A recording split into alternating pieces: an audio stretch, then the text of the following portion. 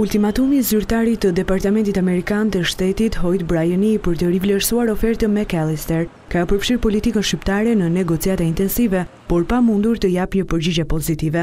Data e zgjedhjeve është pengesa e fundit për finalizimin e një pakti mes palëve për zgjidhjen e ngërçit politik. Opozita ka braktisur dje kërkesën për qeveri teknike dhe votim elektronik, por nuk pranon plotësisht paketën McAllister, duke kërkuar shtyrjen e zgjedhjeve për në vjesht, ndërsa kryeministri Edi Rama nuk pranon që zgjedhjet të shtyhen për tej muaj korrik. Ndërkaq, plani McAllister, i cili kërkohet nga amerikanët, parashikon shtyrjen e zgjedhjeve deri në 16 korrik. Datat e Ramës për zgjedhjet ishin 18 qershori dhe 23 korriku. Brenda kornizës kushtetuese, por edhe paketës së propozuar nga PPE, por opozita kërkon shtyrjen e tyre për në vjesht për zbatimin e identifikimit elektronik të votuesve. Pas një mbledhje me aleatët në orët e mbrëmjes, Lulzim Basha akuzoi kryeministrin Rama se nuk pranon kërkesën McAllister. Sipas tij, kryeministri nuk pranon datë tjetër përveç se 18 qershorit për zhvillimin e zgjedhjeve parlamentare, duke sjellë kështu dështimin e marrëveshjes. Por pse opozita këmbgul që zgjedhjet të zhvillohen në vjesht? Një kusht i tillë nuk do të pranohej e do të ezauronte edhe kushtin kryesor, atë të qeverisë teknike,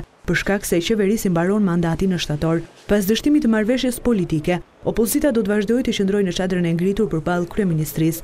Vendimi është marrë pas takimit të Lulzim Bashës me aleatët e Partisë Demokratike. Ka mjaftuar zbarkimi i zëvendës ndihmës sekretarit amerikan të shtetit Hoyt Bryani në Tiranë, që jo vetëm të riaktivizohet komunikimi mes palëve për zgjidhjen e ngërçit politik, por që opozita të tërhiqet nga pozicioni i saj i mbarshëm. Pas ndërhyrjes së zyrtarit të lartë amerikan, Lulzim Basha u qidor nga kushti i qeverisë teknike dhe votimi elektronik, ndërsa Rama pranoi identifikimin elektronik të zgjedhësve, shtyrjen e zgjedhjeve deri në 23 korrik dhe të gjitha pikat e marrëveshjes McAllister. Ndërsa zyrtari i Departamentit Amerikan të Shtetit i caktoi vijat e kuqe, ambasadori amerikan në Tiranë Donald Lu luajti rolin e negociatorit mes palëve. Ambasadori amerikan zhvilloi dje një takim me kryeministrin Edi Rama, i cili duket se ka pranuar të gjitha pikat e planit McAllister, madje edhe shtyrjen e zgjedhjeve me një javë më shumë sesa kërkoi nga i deleguari i PPE.